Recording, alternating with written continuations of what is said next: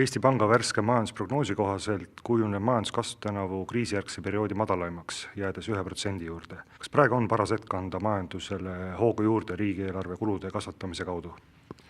Meie arvame, et ei ole õige aeg sellist asja teha ja sellepärast, et see võib lühiajaliselt küll mingit stiimulit pakkuda või tõsta majanduskasvu pikemas perspektiivis, ma arvan, see maksab kätte. Kui me nüüd vaatame praegu, et miks meie majanduskasv on suhteliselt aeglane, see tuleb eelkõige üsna nõrgast väliskeskkonnast. Me võime mõelda näiteks selle Venemaa olukorra peale, Soomel ei ole väga hästi läinud.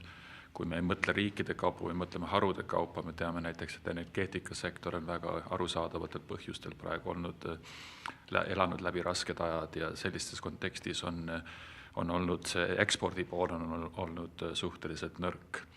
Ja kus me oleme näinud tugevust, on pigem siis siseturul orienteeritud või siis väga tööjõumahukas sektor, sellel läheb suhteliselt hästi ja selle tulemusena siis on ka tekkinud palgasurve vaatamata sellele, et majanduskasvu numbrid on väiksed. Nüüd, kui me hakkaksime seda lisastiimulit praegu pakkuma, ega seda ekspordi poolt me sellega ei mõjuta, nende harude käekäiku me ei paranda, mis vajaksid seda stiimulit, aga see stiimul läheks just nendesse harudesse, millel läheb juba suhteliselt hästi, veelgi suurendaks palgasurvet, vähendaks ettevõtete kasumlikkust ja siis selle võrra vähendaks nende võimekust investeerida ja lõpuks vähendaks tuleviku majanduskasvu.